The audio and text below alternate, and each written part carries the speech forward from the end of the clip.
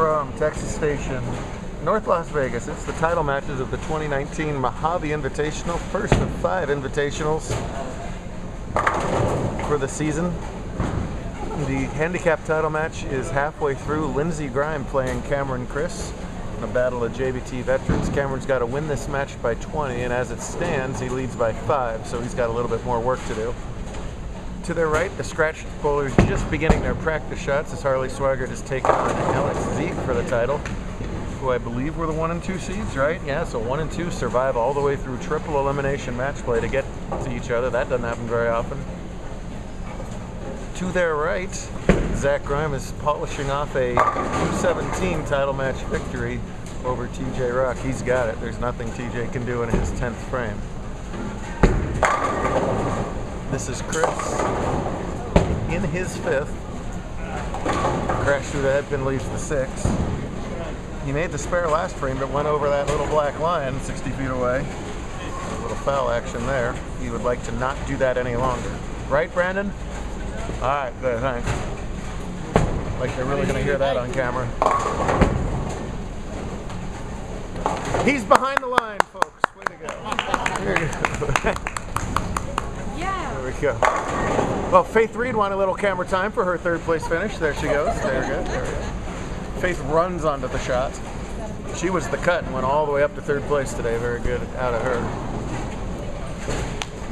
Cameron, a 1-time champ, has done a lot of good bowling in Vegas over the years. Seems to like this conference.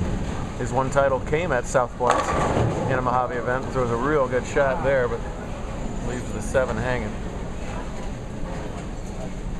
Rock will earn $150 for his U17 runner-up finish. Not so bad. That's all courtesy of Priority Girl magazine. Well, Grime not only wins U17, but catches Solomon Salama for U17 Bowler of the Year in Mojave. That's pretty darn nice.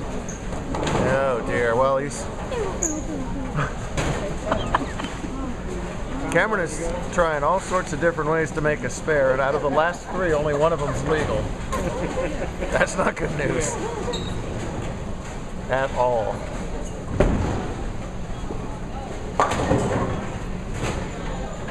And over the U17 division, we're all wrapped up. Your runner-up today, TJ Rock, $150 for each. Those are called shocker dollars, TJ. Very good. And your U17 champion, not only did he win that invitational, but that's enough points to catch Solomon for U17 Bowler of the Year in Mojave. Great win for Zach Grime. Hey, the crowd liked you better that time, Zach. Meanwhile, Zach's sister Lindsay up there quickly. 4 spares the last 4 frames. She'd love to make it 5 in a row. If she does, she'll have the lead scratch, and Cameron will still have to make up 20 additional pins in the last 4 frames.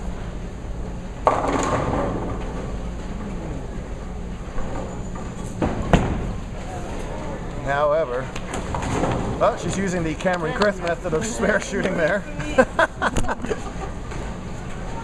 Lindsay, 2 titles and has had 1 heck of a spring. She has really caught fire the last couple months, rapidly improved, and that's how you get to invite title matches. Came in as the 8th seed today, has gone 6 and 2 so far. While Cameron qualified 2nd today, won his first 5 matches in a row before dropping the last 2, one of them to Lindsay. Got to lose 3 times before you're out of this tournament. Yeah, everybody left 2 losses, and now a tricky split here. Boy, right when she had a chance to take control of this match, a shaky 6th and 7th. I'm telling you, I am within 3 feet of a YouTube sensation here, and he won't utter a peep. Yeah. That's not a peep. No. Grime slides by that 310, a new life for Chris here as Lindsay goes open in the 6th and 7th. This is the first frame for Zieg. Boy, has Alex Zeeg looked good today. Your number 1 seed blasted out to the early lead, and then was pretty dominant match play. An early lead to Josh Abagani, who finished in 3rd. And they lost to Harley earlier. And And Cameron responds to that opportunity by tripping that 4-pin out and getting that strike. All of a sudden, he leads by 18 and is only giving 20. So just when it looked bleak last time he threw a bowling ball, he's stepping up with a chance to take a big lead, or take the lead at least.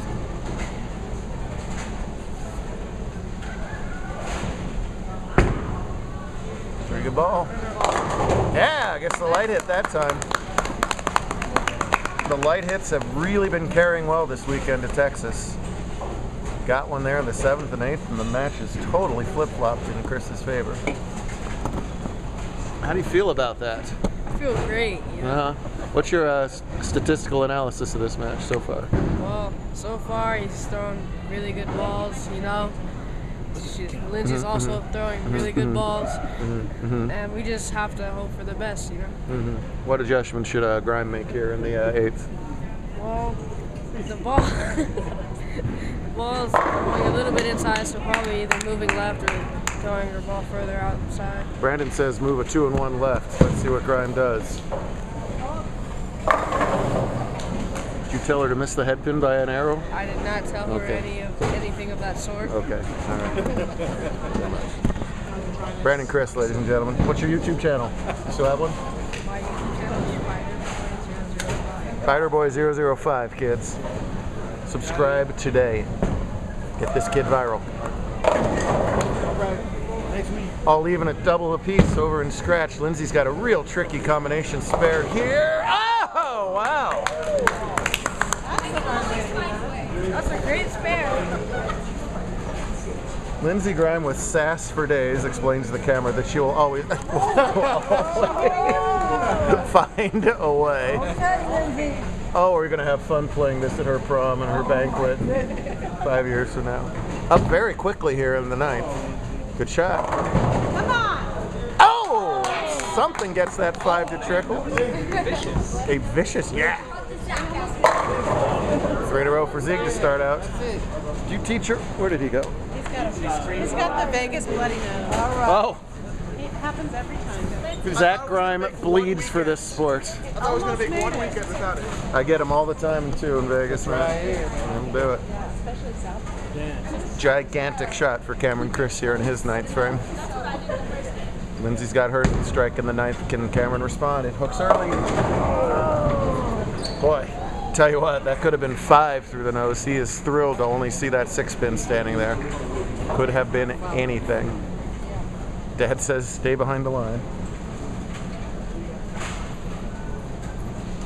Swigert, meanwhile, well, they're up at about the same time. I don't know if that's going to bother Harley. Yep, Harley's going to step back and let Cameron shoot that 6-pin, and he's all over it. So, Chris leads by 27. He's giving 20 to win. So he's got a 7-pin lead. Lindsay sitting there with that strike in the 9th. It's all up to who performs in the 10th for $1,000 on top. We're not talking pocket change here, kids. This is a $500 frame between 2 really nice kids. Let's see who's got the goods in the 10th.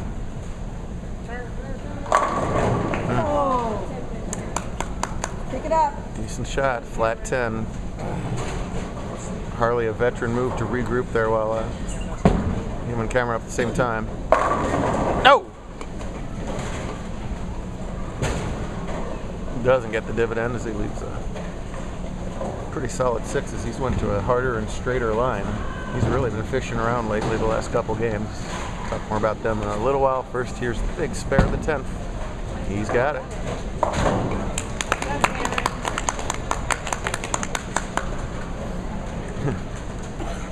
Cameron's body language was pure relief there. Right over there. $10,000 to figure out how to pick up that thing. Fill ball could come into play here. You never know with the counts in handicap. Get pins. Oh, a little bit short on the fill. Gives him a 190 scratch. And now Lindsay's spare strikes for 167 plus 19 is 186, right? No, the other way around. Cameron's got a win by 20.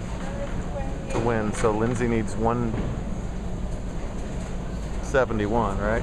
So Lindsay has to strike in this ball, is the bottom line.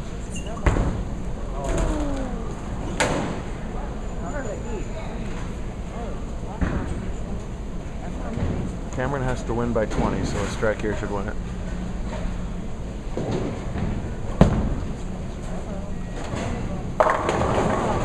The Brooklyn hit. This young lady, I tell you what. I couldn't say it any more pure than that. There's. I feel you, Lindsay. It's going to be a 1 mark difference with the spare. Meanwhile, Harley got it over there. That's why everybody's sort of quiet right now. And it was on a spare too, so a big penalty. Backs it up with a ring 7. Yikes.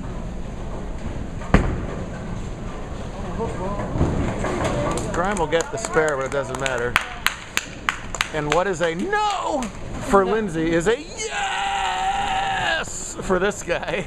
I haven't won in a while. It has been quite a while. It's been since your last Vegas win, right? Yep. And welcome to your first major win, $1,000 for Cameron Chris.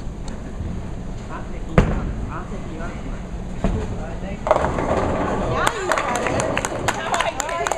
And as always, the Phil ball carries.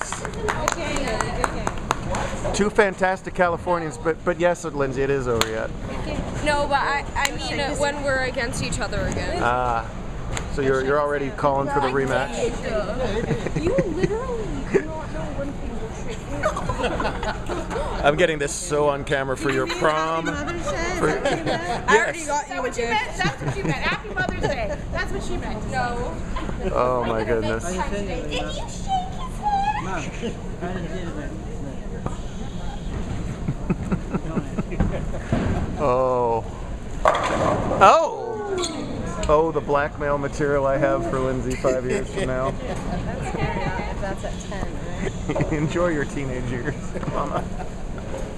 Meanwhile, terrible break for Alex as he's swishing 7-10s there, right when Harley gives him a chance to just basically end the match. With 7 and 10 pins say, "Oh no, you don't." Well, we've never had one made on camera, and we've never had one made on camera. GSX kickbacks are not conducive to making 7-10s, and that's the machine that we're bowling on. Those old A2s can pop them out. They just disappear into the floppy curtain here. Well, Harley was all prepared to shake his hand and say nice match, but he's given a little bit of a reprieve here. It's still a 50-pin deficit. That's better than the 70 or 80 it could have been. Good.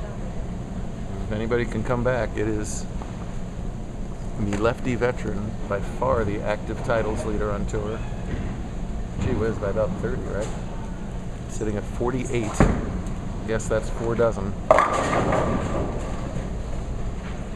Tell you what, though, even though he's in an invitational title match. He's gone whatever in 6 or 7 wins and 2 losses. I feel like he's been fishing all day, and that's a credit to a bowler when you can not look like you're locked in and still find yourself in title matches. It means you're really grinding well, making good decisions, and making big shots right at key times. Harley's been doing all of that. Well, the spares have been a little shaky today. No, mine, right as I say that, whiffs a 2-pin. He's going to spare a 2-pin about 98 out of 100 times. That's a bad time for one of the 2 right there. As he is handing it to Zieg right now.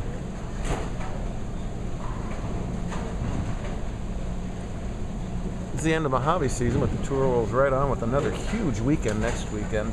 $500 on top each day, and another $500 for the weekend points leader. Should equal a sellout weekend for sure.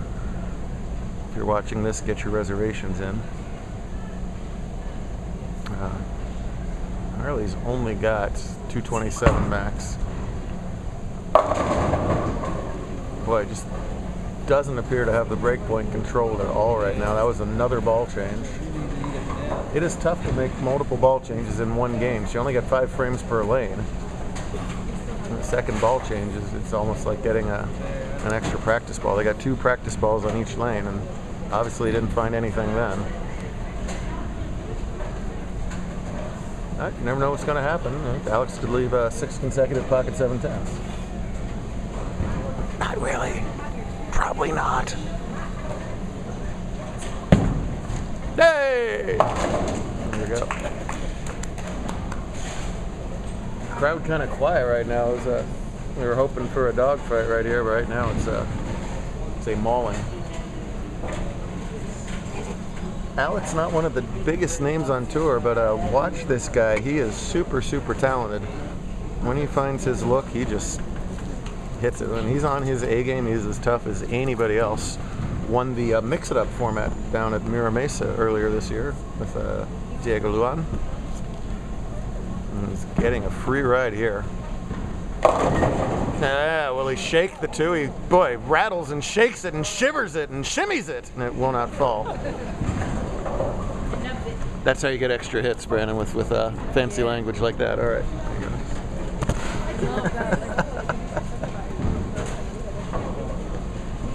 Everything but he'll nonetheless happily take 9 spare.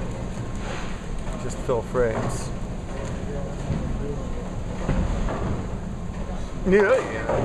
Made that a little more interesting than it needed to be. Also $1,000 on top in scratch, 500 per second. Zach pocketed 300 for U17, as did girls U17 winner April McDonald, who's hanging out over there, basking in her glory during her post-match interviews. Yeah, we don't get 1 second with the bloody nose. It'll be our second bloody nose on camera this month. Tyler Coates had a whopper of one in Oregon last couple weeks ago. He had like 8 at meeting. He just hold with his upper. I believe the humidity is -4%.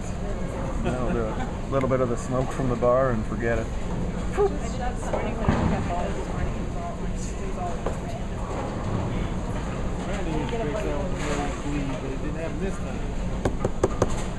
We can buy a lot of Kleenex for $1,000. So.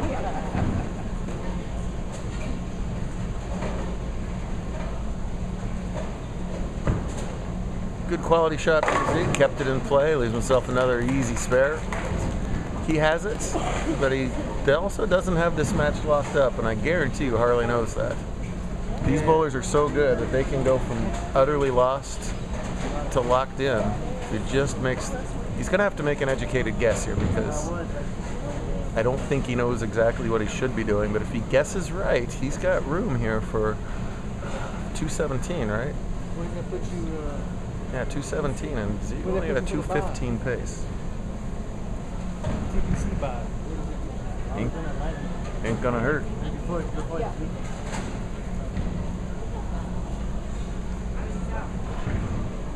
Little extra time here. This shot is going to tell a lot of the story of the rest of the game. Get that 7-pin down.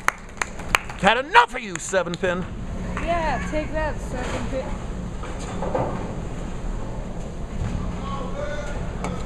I gotta admit, Rob Stone's got me all fired up. I love Rob Stone's commentary on the pro broadcasts.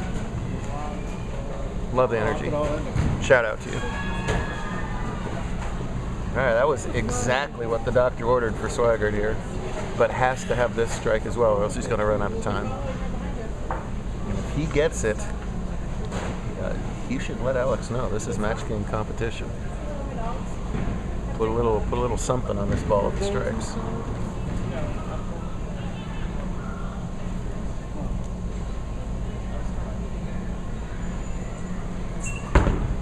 Different ball, it's close. Yeah! I've had enough of you too, 8-pin. Well, doesn't do a lot of a demonstration there right in front of Zeke. I would have given him a little there. But those are 2 very big shots. He guessed right on both lanes. Now he does know what to do, and now it's up to Alex to answer the call. So prohibitively ahead in this match early, then that pocket 7-10 just stopped the momentum. 48-time champ against a one-time champ. It's a lot of pressure on the youngster here. And he responds, well, I thought he responded beautifully. Alex's shoulders slumped at the foul line like he didn't like that much, but that played on that pattern called the edge. He's trying to get that ball to that right break point, but what he's also noticing is that ball's bleeding out a little bit. That's how that pocket 7-10 happened. If you lose all of your side rotation and it just becomes end over end, that ball has far less hitting power. And you just want to retain enough of that energy to keep the ball to face up and go through the pins the right way.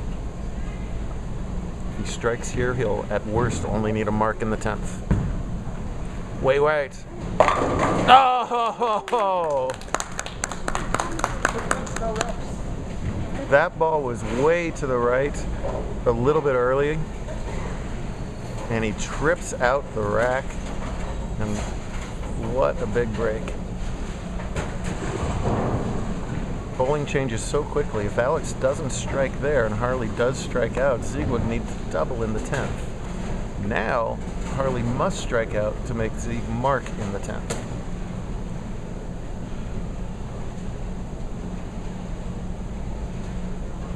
It was a good shot by Alex. He trusted it to the right. That's where that break point is. After all this bowling, that, you know, there's oil all over the place where it wasn't in the past.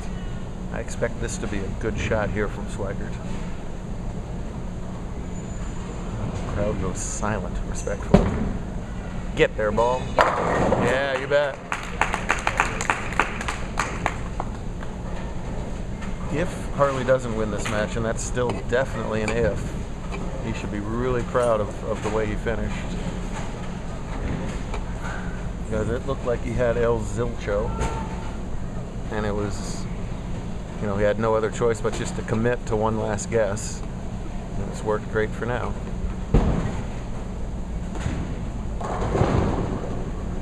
Strike on the next two balls, and Zieg will have to mark. And there's no gimme mark for $1,000.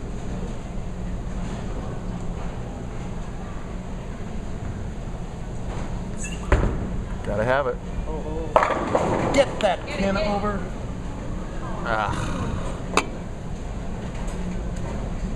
An absolutely noble comeback attempt is going to fall short, and Alex Zieg, he may be near the bottom of our alphabetical average chart, but he is at the top of the Mojave Invitational rankings. He's going to win it all. First career major. Now you pipe up. You have had 23 minutes and 4 seconds to do something, and now you say, take that, fix this. Well, thank you, Brandon. All right.